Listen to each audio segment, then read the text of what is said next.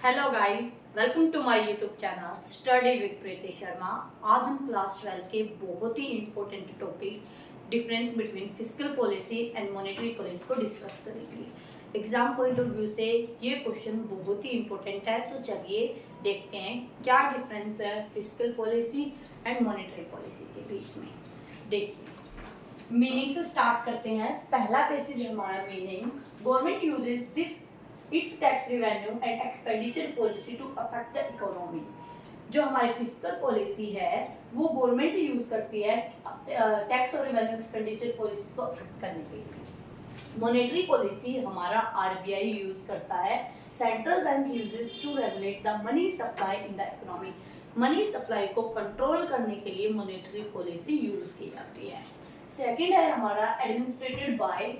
जो हमारी fiscal policy है वो किसके थ्रू कंट्रोल की जाती है? मिनिस्ट्री ऑफ फाइनेंस के थ्रू। और जो हमारी मॉनेटरी पॉलिसी है, जो कि हमने पहले ही पढ़ा था, ये सेंट्रल बैंक यूज करता है मनी सप्लाई को कंट्रोल करने के लिए। तो सेंट्रल बैंक आपकी मॉनेटरी पॉलिसी को रेगुलेट करता है, एडमिनिस्ट्रेट करता है। सेंट्रल बैंक के अंदर हमारी मॉनेटरी पॉलिसी कमेटी है जो इसको रेगुलेट करने का काम करते हैं, एडमिनिस्ट्रेशन का काम करते हैं।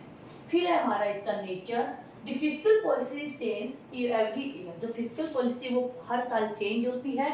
Central it depends on the economic status of nation. जो हमारी मॉनेटरी पॉलिसी है मनी सप्लाई के लिए, वो जरूर नहीं है ईयरली चेंज हो। ये डिपेंड है कि हमारी कंट्री का इकोनॉमिक स्टेटस कैसा है। ये हमारी मंथली चेंज भी हो सकती है। उसके बाद है हमारा रिलेटेड टू। जो हमारी फिस्कल पॉलिसी है ये गवर्नमेंट रिवेन्यू और एक्सपेंडिचर से रिलेटेड है। और जो हमारी मॉनेटरी पॉलिसी है वो बैंक और क्रेडिट कंट्रोल से रिलेटेड है। क्रेडिट कंट्रोल को देखते हुए हम अपनी कंट्री के अंदर मनी सप्लाई के कंट्रोल को देखते हैं। इसके अंदर हम पढ़ते हैं कि क्वांटिटेटिव मेथड्स हैं, क्वालिटेटिव मेथड्स हैं। क्वांटिटेटिव मेथड्स के अंदर हो सकता है हमारा एसएलआर, सीआरआर, हमारी bank rate, repo rate, reverse repo rate, open market operations.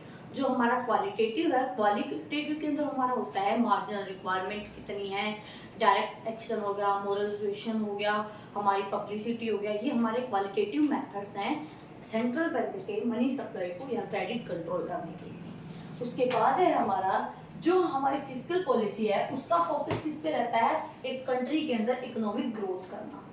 और जो हमारी मॉनेटरी पॉलिसी है उसका फोकस होता है हमारी इकोनॉमी के अंदर स्टेबिलिटी बनाए रखना।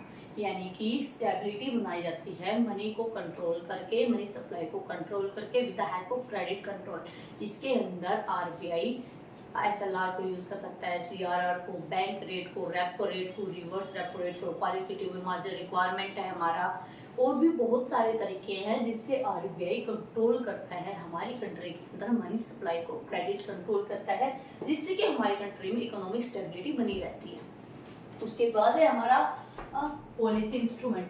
फिस्कल पॉलिसी के अंदर tax rate and government spending को यूज कर किया जाता है।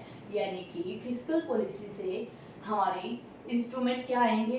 टैक्स रेट्स और गवर्नमेंट स्पेंडिंग। और जो मॉनेटरी पॉलिसी के इंस्ट्रूमेंट हैं वो क्या है? इंटरेस्ट रेट हो गया, क्रेडिट, ये इनको यूज किया जाता है मनी सप्लाई को कंट्रोल करने के लिए। ये थी हमारी मॉनेटरी पॉलिसी और फिस्कल पॉलिसी के बीच के डिफरेंसेस, जो कि बहुत ही इंपॉर्टेंट है। एक बार मैं फिर से बता देती हूँ। जो मॉनेटरी पॉलिसी है उसको कौन रेगुलेट करता है? हमारा RBI, central bank of India. ये कब एस्टेब्लिश हुआ था?